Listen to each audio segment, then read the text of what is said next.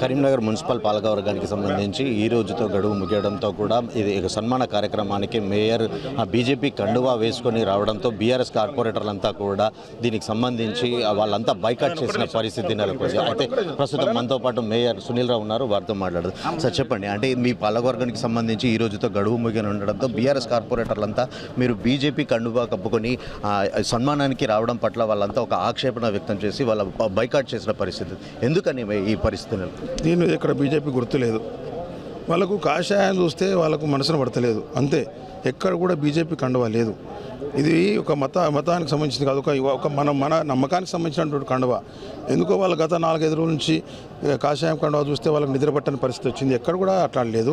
మాకు కూడా మున్సిపల్ ఏంది, మున్సిపల్ వ్యవహారాలు ఏంది, మున్సిపల్ మీటింగ్లో ఏ విధంగా ఉండాలనేది మాకు తెలుసు. కాబట్టి మేము ఏదైతే రూల్ ప్రకారం ఉందో ఆ రూల్ ప్రకారమే పనిచేసినాం. కాబట్టి ఎక్కడ లేదు. బ్రహ్మాండంగా 5 సంవత్సరాలు పూర్తి చేసుకున్నాం. బ్రహ్మాండమైన అభివృద్ధి జరిగింది. బ్రహ్మాండంగా రాబోయే రోజుల్లో కూడా బండి సంజయ్ కుమార్ గారి నాయకత్వంలో అభివృద్ధి కొనసాగిస్తాం. ప్రధానంగా ఆరోపిస్తున్నారంటే గౌన్ వేసుకోకుండా సమావేశానికి రావడం పట్ల వాళ్ళు ఆక్షేపిస్తున్నారు. వాళ్ళకి తెలియదండి పాపం, ఎందుకంటే వాళ్ళు చాలా మంచి వాళ్ళు కార్పొరేటర్స్. వాళ్ళకి చెప్పే నాయకులు సరిగా చెప్పడం లేదు. ఈరోజు మున్సిపల్ కౌన్సిల్ హాల్లో మీటింగ్ జరగలేదు. మున్సిపల్ కౌన్సిల్ హాల్లో కనుక సమావేశ మందిరంలో మీటింగ్ జరిగితే ఎజెండా ఉంటే తప్పకుండా కూడా మేము గౌన్ వేసుకుంటాం. మాకు తెలుసు.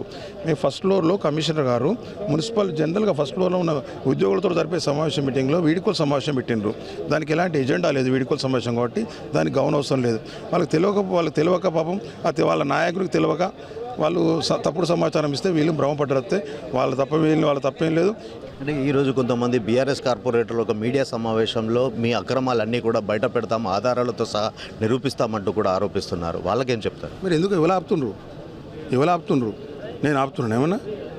ఊరికే చెప్పుడు ఎందుకు? అంటే మీరు ఇక్కడ స్థానిక ఎమ్మెల్యేపై కూడా ఒక ఆరోపణ చేస్తున్నారు, అక్రమాలు చేస్తున్నారని. మీరు కేంద్ర సంస్థలతో కూడా దర్యాప్తు చేపించవచ్చు కదా అని వాళ్ళు కూడా సవాల్ విసురుతున్నారు.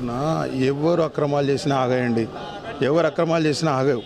ఇప్పుడు 5 సంవత్సరాల పాటు నేను 4 సంవత్సరాల 361 రోజులుంటే టీఆర్ఎస్లో ఉంటే అక్రమాలు చేయలే.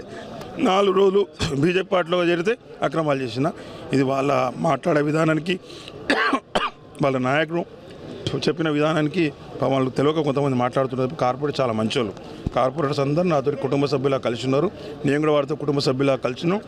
ఏమన్నా మీరు బీజేపీ పార్టీలోకి కొంతమంది కార్పొరేటర్లతో చేరుతున్నట్టుగా కూడా, కానీ మీతో ఎవరు రాలేదు, కేవలం ఒకరిద్దరు మాత్రమే ఆ బీజేపీలోకి వచ్చారు. మిగతా వారంతా కూడా బీఆర్ఎస్ పార్టీలోనే కొనసాగుతున్నారు కదా. నేను ఎవరిని కూడా రమ్మని అడగలే. బండి సంజయ్ గారిని నన్ను రమ్మన్నారు, నేను పోయినా.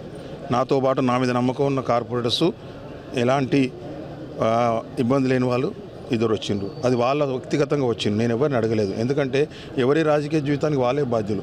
కాబట్టి మాకు ప్రతి డివిజన్లో బీజేపీ పార్టీ బలంగా ఉంది. మాకున్న నాయకులు మాకున్నారు. కాబట్టి మాకు ఎవరు వచ్చినా ఎవరు రాకపోయినా ఇబ్బంది లేదు. మా పార్టీ బలోపేతం చేసుకుంటాం. తప్పకుండా కూడా రాబోయే రోజుల్లో కార్యక్షేత్రంలో చూడండి, ప్రతి డివిజన్లో బీజేపీ పార్టీ గెలిచే మాకు మెజార్టీ సీట్లు మార్కుకు దాటి మేము కాషాయ జెండా, బీజేపీ పార్టీ జెండా మున్సిపల్ కార్పొరేషన్ ఎగరవేస్తాం. చివరిగా చెప్పండి, అంటే మీరు మేయర్గా ఒక బీఆర్ఎస్ పార్టీతో అభ్యర్థిగా కూడా మీరు మేయర్గా అవకాశం పొందారు. అంటే ఈ చివరి రోజు సన్మాన కార్యక్రమానికి ఒక బీజేపీ నేతగా కూడా ఈరోజు చివరి కార్యక్రమంలో పాల్గొన్నారు. అంటే ఇది ఎట్లా ఉంది ఫీలింగ్? నేను మేయర్గా ఎన్నిక కాకముందు కరీంనగర్ నగరంలో ఎలాంటి అభివృద్ధి లేదు. ఈ జిల్లాకు చెందిన ముఖ్య నేతలు అంటే సునీల్ రావు సంబంధించి ఒక ఐరన్ లెగ్, ఏ పార్టీలోకి వెళ్తే ఆ పార్టీ ముఖ్య నేతలంతా కూడా అబాసుపాలయ్యే పరిస్థితి నెలకొంటుంది. బండి సంజయ్ కూడా అదే గతి పడుతుందంటూ కూడా బీఆర్ఎస్ నేతలు అంటున్నారు. వాళ్ళకి ఎలాంటి సమాధానం? 2014లో బీఆర్ఎస్లో పోయినా, 2018లో గంగుల కమలాకర్ గెలిచిండు కదా, 2018లో బీఆర్ఎస్ పార్టీ అధికారంలోకి వచ్చింది కదా, 2023లో సునామీ, బండి సంజయ్ అంటే ఒక సునామీ, ఆ సునామీని తట్టుకొని కూడా ఇక్కడ మళ్ళీ బీఆర్ఎస్ పార్టీ గెలిచింది. అప్పుడు కూడా సునీల్ రావు మేయరే కదా. అంటే నేను గెలిపించినప్పుడు మంచోని, నీకు దూరం అయితే చెడ్డోని.